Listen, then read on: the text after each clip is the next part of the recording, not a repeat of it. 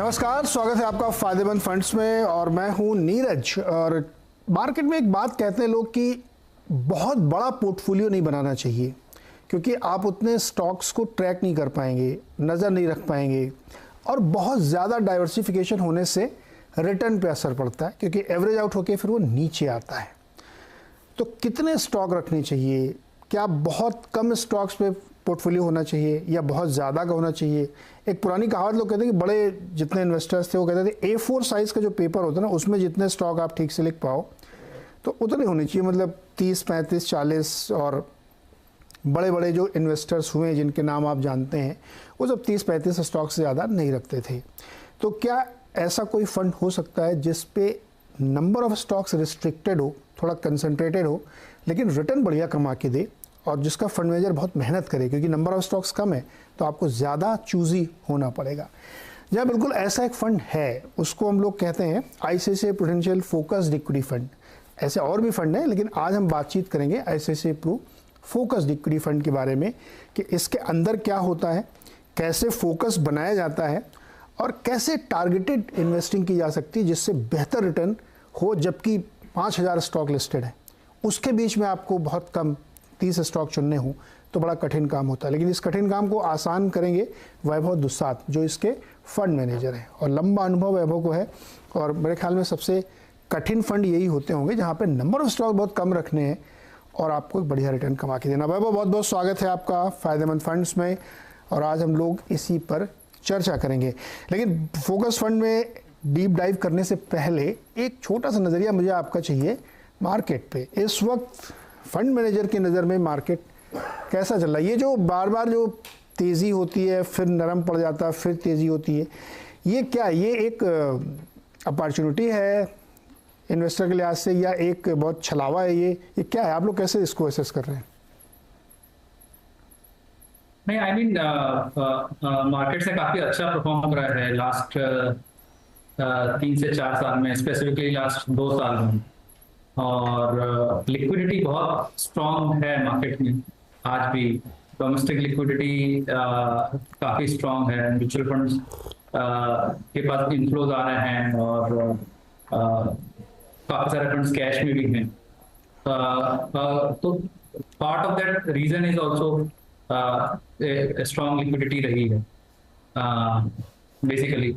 और I mean last 3 साल में हम एक कोविड के लो बेस से वी वर कमिंग आउट, तो लास्ट 3 साल में अर्निंग्स ग्रोथ भी काफी स्ट्रांग रही बेसिकली।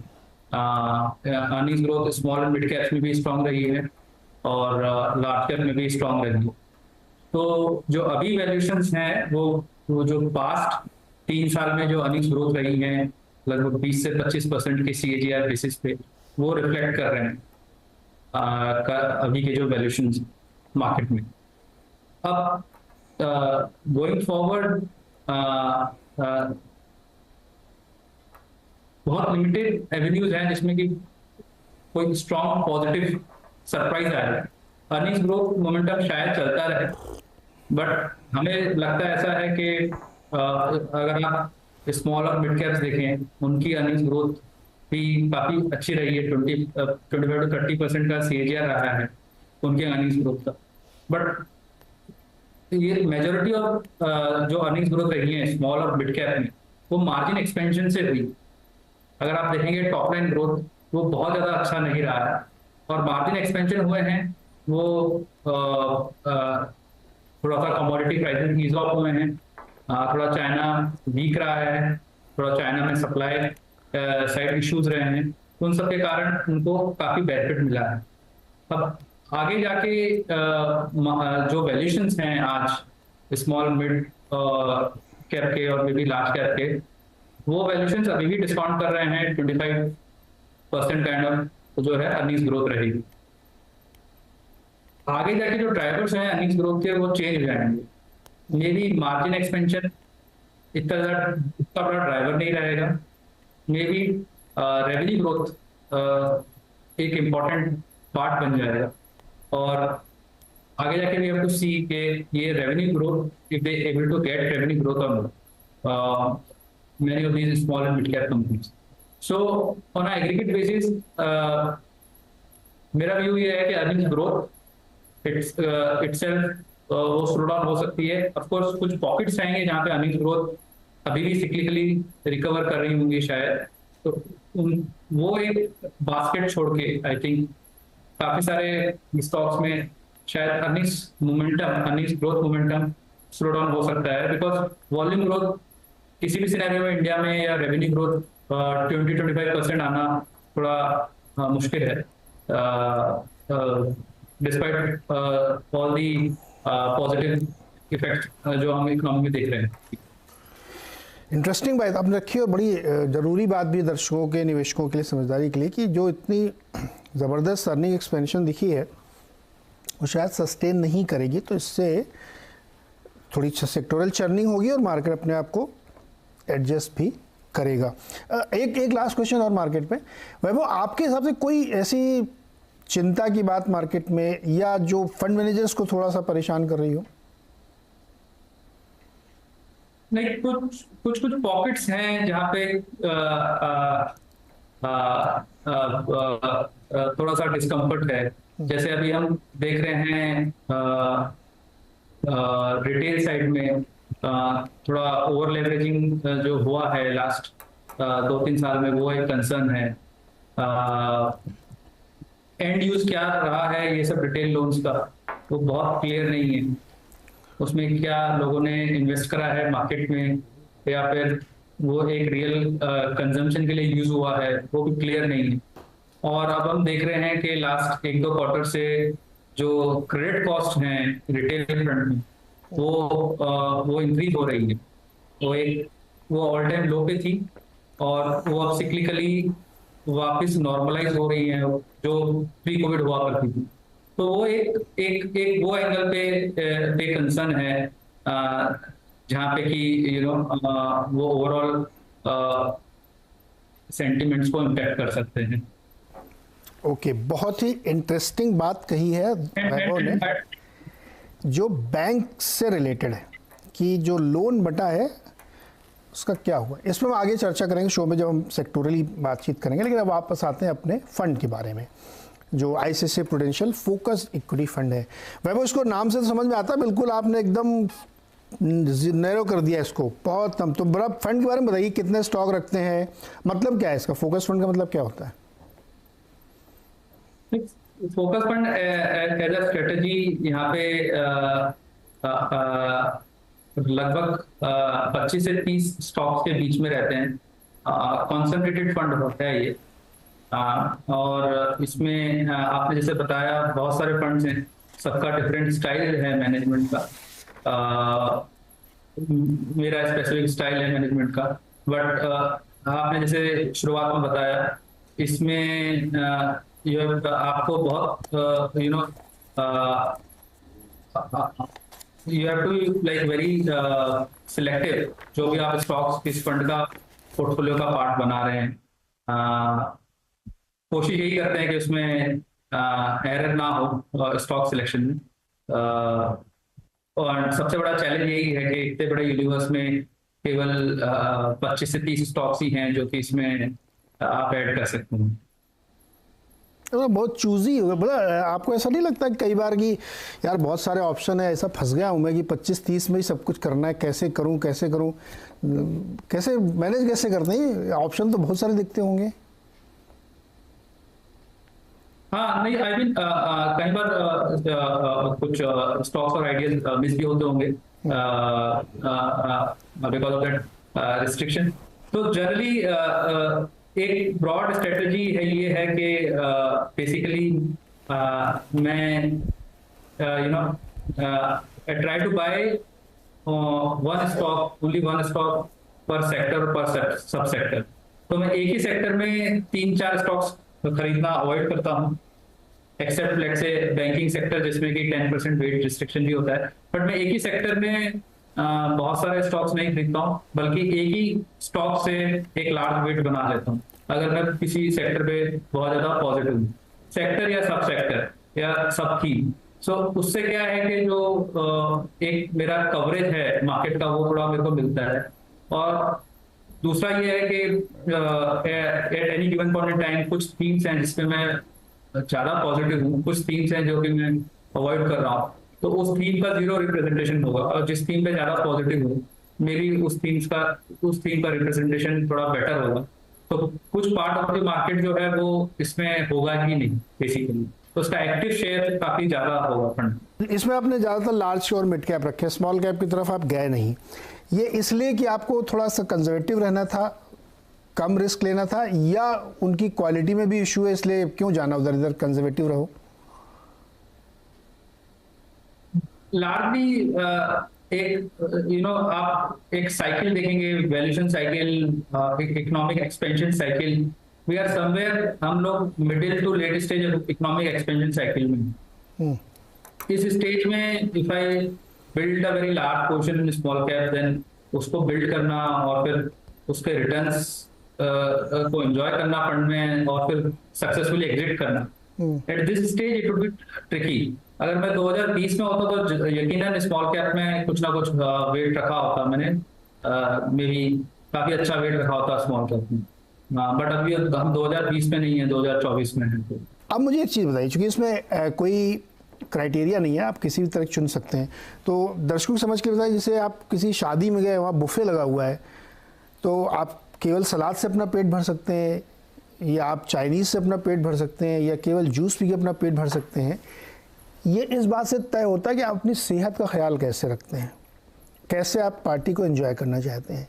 तो जब वैभव दुसात स्टॉक चूज़ करने जाते हैं तो वो क्या चीज़ ध्यान रखते हैं, क्योंकि आपके पास 25-30 में ही आपको करना है, उतनी मतलब आपकी जो इनटेक कैपेसिटी वो आपने रिस्ट्रिक्ट कर ली है, ऑप्शंस सैकड़ों की तादाद में है। तो आप वैल्यू पे ध्यान देंगे कि ग्रोथ पे ध्यान देंगे, स्पेशल सिचुएशन पे ध्यान देंगे, या बहुत डाइवर्सिफाई नहीं करके एकदम एक अच्छा मिल गया तो 30% पैसा उसी में डाल देंगे? कैसे चूज करते हैं स्टॉक? इसमें एक single strategy which I like to follow इस फंड को मैनेज करने के लिए, मैं रिलेटिव वैल्यू देखता हूँ स्टॉक में। लार्जली क्वालिटी ग्रोथ ये स्टाइल है, और लास्ट 2 साल से लार्ज कैप बायस स्टाइल है, और एक इसके ऊपर ओवरले है रिलेटिव वैल्यू का। सो मैं किसी भी स्टॉक में एब्सोल्यूट वैल्यूएशन ना देख के रिलेटिव वैल्यूएशन देखता हूँ कि लॉन्ग टर्म हिस्ट्री में उसका स्टॉक का क्या ग्रोथ रेट रहा है और क्या स्टॉक के वैल्यूएशन रहे हैं, किस वैल्यूएशन पे वो ट्रेड करा है। जनरली इन्वेस्टमेंट स्टाइल वैसा है कि किसी भी स्टॉक में, किसी भी क्वालिटी कंपनी में जब भी कोई प्रॉब्लम रही है, जब भी कोई इशू रहा है, और उस इशू के कारण, वो इशू कंपनी स्पेसिफिक भी हो सकते हैं, वो इशू मैक्रो स्पेसिफिक भी हो सकते हैं। जब भी कोई ना कोई इशू रहे हैं, तब उन स्टॉक्स में ग्रोथ, एक जो मीन ग्रोथ है उससे कम हो गई है ग्रोथ, और उसका इम्पैक्ट वैल्यूएशन पे भी पड़ा है, तो ये रिलेटिवली वो चीप हो जाते हैं उस समय। एंड मैं लार्जली वही स्ट्रेटेजी फॉलो करता हूँ। जब भी किसी कंपनी में कुछ प्रॉब्लम होता है, क्राइसिस सिचुएशन होता है, क्राइसिस एक थोड़ा स्ट्रॉन्ग वर्ड हो गया, बट टेम्परेरी प्रॉब्लम होता है, टेम्परेरी मैक्रो डिसलोकेशन होता है, उस समय आई थिंक वैल्यूएशंस काफी बेटर हो जाते हैं, अट्रैक्टिव हो जाते हैं, एंड उसको यूज करते हुए I try to build the portfolio around that. चलिए आप एक छोटा सा ब्रेक लेते हैं, और जब ब्रेक से वापस आएंगे तो हम बातचीत करेंगे कुछ सेक्टर्स की, कि किस पे ये फंड ओवरवेट है और किस पे अंडरवेट है और क्यों।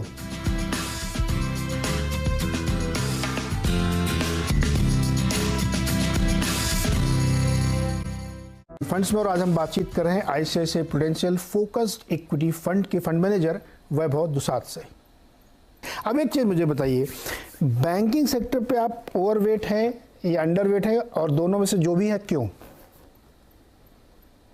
तो पिछले 2 साल से ये बैंकिंग सेक्टर पे फंड में अंडरवेट ही रहा है, और इंस्टेड ऑफ दो वेट्स, जो बैंकिंग सेक्टर के जो वेट्स हैं, बैंकिंग को अंडरवेट रख के जो नॉन बैंकिंग सेक्टर हैं, जैसे कि इंश्योरेंस सेक्टर हो गया, एनबीएफसी कुछ हो गए, या फिर जनरल इंश्योरेंस हो गया, ये सब सेक्टर पे वो वेट अलोकेट करा है बेसिकली, और अभी भी वही पोजिशनिंग है एट द मोमेंट।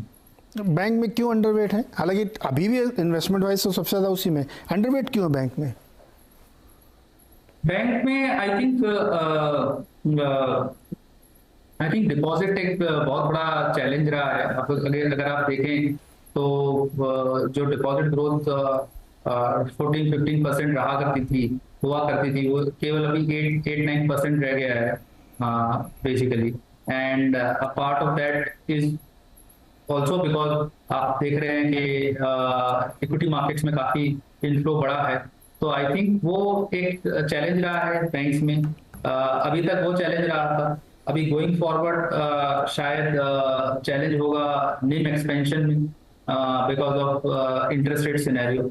और उसके अलावा आई थिंक उसके अलावा एक अभी नया चैलेंज जो कि आ सकता है वो क्रेडिट कॉस्ट में आ सकता है। आपने देखा क्रेडिट कॉस्ट काफी कम है लास्ट 2 साल में, they have done very well in terms of credit cost. ये क्रेडिट कॉस्ट में सिक्लिकल रिकवरी हो सकती है। When I say cyclical recovery, it means restoration toward what we have seen जो you know pre covid levels, और not exactly not pre covid level but एक normalise. अभी काफी क्रेडिट कॉस्ट जो है वो काफी कम है बैंक्स के, तो वो नॉर्मलाइजेशन क्रेडिट कॉस्ट का हो सकता है। तो ये सब फैक्टर्स अभी भी बैंक्स के शायद अर्निंग्स ग्रोथ को इम्पैक्ट करेंगे। वैल्यूएशन वाइज कोई डिस्कम्फर्ट नहीं है बैंक्स में, valuation wise banks are good, और इसके लिए जीरो वेट नहीं है बैंक्स में। बैंक्स में थोड़ा अंडरवेट है, और वो अंडरवेट कट भी करा है। एज जैसे जैसे बैंक अंडरपरफॉर्म कर रहे हैं वैसे वैसे वो अंडरवेट को कट भी करा है। और लेट्स सी ये कैसे प्ले आउट होता है। At some point in time वो वेट को चेंज भी कर सकते हैं। कौन सा सेक्टर इस समय आपको लगता है सबसे बढ़िया प्रदर्शन दिखा सकता है आने वाले 1-2 सालों में, कंसिडरिंग की वैल्यूएशन बहुत कंफर्ट नहीं है? मैं उन मिड कैप की बात नहीं कर रहा हूं जो 2-3 सेक्टर बहुत हवा में है। जनरली कौन सा सेक्टर आपको बढ़िया लगता है? तो एज अ स्ट्रेटजी ऑल्सो मेरा लास्ट 6 months में माई लाइकिंग टुवर्ड्स लाइक कंजम्पशन जो सेक्टर है वो इंक्रीज हुआ है, एंड स्पेसिफिकली कंजम्पशन में जो मास कंजम्पशन है वो इंक्रीज हुआ है। अभी तक कोई रिकवरी सिग्निफिकेंट दिखी नहीं है किसी भी मास कंजम्पशन सेक्टर में, और अभी भी वो थीसिस अनटेस्टेड है जो मेरी मास कंजम्पशन रिकवरी की थीसिस है। बट मेरे को लगता है कि अगर आप थोड़ा सा लंबा समय लें, 2 साल का व्यू लें, तो एक इन्फ्लेशन थोड़ा मॉडरेट हो रहा है रूरल में, rural economy at the margin थोड़ा सा इंप्रूव हो रहा है, बेटर हो रहा है। आपका जो इनपुट कॉस्ट हैं फर्टिलाइजर और उन सबके प्राइसेस मॉडरेट हुए हैं, प्रॉफिटेबिलिटी जो क्रॉप की है वो थोड़ी सी इंप्रूव हुई है, और बेस काफी खराब हुआ है। और आप देखेंगे कोविड के बाद से काफी सारी savings on the weaker side of the economy काफी इम्पैक्ट हुई। वो सेविंग जो है वो रिप्लेनिश हो रही। कंट्री में काफी सारा कंस्ट्रक्शन एक्टिविटी पिकअप हुआ है। आप एक्सेप्ट ये आप लास्ट 2 क्वार्टर छोड़ दीजिए तो, बट सीमेंट के वॉल्यूम नंबर्स काफी अच्छे रहे हैं। तो कंस्ट्रक्शन एक्टिविटी पिकअप हुआ है, तो उससे रेमिटेंसेस भी इंप्रूव हो रहे हैं। तो मेरे को लगता है कि एक ये मास कंजम्पशन वाला सेक्टर है जिसमें कि एक्चुअली बिजनेस में मोमेंटम बिल्कुल खराब हो गया। तो मेरे को लगता है कि नेक्स्ट 2 साल में यहाँ पे शायद अर्निंग्स अपग्रेड हो सकता है, और ओवरऑल कंजम्पशन में थोड़ा पॉजिटिव सरप्राइज आ सकता है, और गवर्नमेंट के वेलफेयर स्कीम्स भी इंक्रीज हो सकते हैं बिकॉज अभी काफी सारे इलेक्शंस भी पेंडिंग हैं। तो आई थिंक डायरेक्शनली मेरे को ये एक सेक्टर लगता है जिसमें कि कुछ पॉजिटिव सरप्राइज हो सकता है। ओके, ऑटोमोबाइल सेक्टर भी एक ट्रांजिशन के फेज से गुजर रहा है, और उसमें ईवी और आइस इंजन के बीच में भी चल रहा है। तो आइस वाले कुछ पुराने प्लेयर्स भी ईवी में आ गए हैं, दोनों चला रहे हैं साथ के साथ, कुछ प्योर प्ले है उसमें। आप लोगों को क्या व्यू है ऑटोमोबाइल सेक्टर को लेके? आई थिंक थोड़ा सा बायस है। 2 व्हीलर पे ज्यादा पॉजिटिव और कंस्ट्रक्टिव व्यू है, 4 व्हीलर पे हल्का सा कम कंस्ट्रक्टिव व्यू है। बेसिकली अगेन टू व्हीलर में जो सेक्शंस हैं इकोनॉमी के, जो टू व्हीलर यूज करते हैं, वो सेक्शन में अफोर्डेबिलिटी काफी इम्पैक्ट हुआ। वो अफोर्डेबिलिटी इम्पैक्ट हुआ है बिकॉज प्राइसेस भी टू व्हीलर के, बिकॉज ऑफ BS4 नॉर्म्स और दूसरे इंश्योरेंस और उन सब की वजह से प्राइसेस भी काफी बड़े हैं टू व्हीलर्स में। फोर व्हीलर में भी बड़े हैं, बट टू व्हीलर का टिकट साइज छोटा होता है, तो परसेंटेज टर्म्स में प्राइसेस काफी बड़े हैं टू व्हीलर्स में। और बिकॉज इनकम लेवल बहुत ज्यादा ग्रो नहीं हुआ है लास्ट 2-3 साल में, तो अफोर्डेबिलिटी काफी मिसमैच रहा है उसमें। अब ऐसा सिचुएशन आ गया है कि रिप्लेसमेंट साइकिल ऑलरेडी काफी एलोंगेट हो चुका है और इनकम लेवल्स थोड़े से इंप्रूव होना चालू हो गए हैं और प्राइस हाइक्स जो हैं वो मॉडरेट हैं टू व्हीलर्स में। तो आई थिंक अभी नेक्स्ट 2 साल के लिए टू व्हीलर जो एज अ बास्केट है वो अच्छा कर सकता है, उसमें ग्रोथ बेटर रह सकती है, सस्टेन रह सकती है। So with N auto I think थोड़ा प्रेफरेंस टू व्हीलर पे है, और टू व्हीलर पे आई थिंक करंट फोकस जो है वो जो ट्रेडिशनल प्लेयर्स हैं उन पे ही, ब्लेंडेड प्लेयर जो ऑलरेडी हैं। अच्छा, ये एक चीज़ बताइए वैभव, तो बोलते एक तो बड़ा क्या मल्टी कैप फंड और फोकस फंड को कोई कंपैरिजन किया जा सकता है क्या, या दोनों में बहुत अंतर, दोनों उत्तर दक्षिण है? नहीं, I mean multi cap fund में आपको फ्लेक्सिबिलिटी बहुत ज्यादा मिलती है, आपको नंबर ऑफ स्टॉक्स पे रिस्ट्रिक्शन नहीं होता है। बट उससे होता क्या है कि ऑफ कोर्स जब नंबर ऑफ स्टॉक्स पे रिस्ट्रिक्शन नहीं होगा तो आप लेस चूजी होंगे। फोकस में होता क्या है कि आप लिमिटेड नंबर ऑफ स्टॉक्स लेते हैं, and if your view goes wrong, if your view goes right, तो आपको उतना ही बेटर बेनिफिट दिखता है, बिकॉज आप ईच स्टॉक का वेट काफी ज्यादा रहता है, और अगर व्यू गलत जाता है तो यू गेट हर्ट ऑल्सो। सो उसमें फोकस में it's very easy for a fund manager on the positive side. Fund manager can express his view nicely basically. बाकी आई थिंक फ्लेक्सिबिलिटी दोनों में है। मल्टी कैप में बेनिफिट ये होता है कि वो कुछ स्मॉल कैप्स में एक कम वेट में पार्टिसिपेट करके they can easily exit also, so वो एक बेनिफिट है। ओके, तो ये थी बातचीत ICICI Prudential focused equity fund के बारे में, और वैभव ने बड़े बढ़िया समझाया कि कठिन काम है इनके लिए, लेकिन उसको भी ये बखूबी कर सकते हैं और कर रहे हैं लंबे समय से, इसीलिए इस तरह के फंड में निवेशों की दिलचस्पी रहती है। वैभव जी बहुत बहुत शुक्रिया जुड़ने के लिए, बातचीत करने के लिए और एक्सप्लेन करने के लिए कि आईसीआईसीआई प्रू फोकस फंड कैसे काम करता है।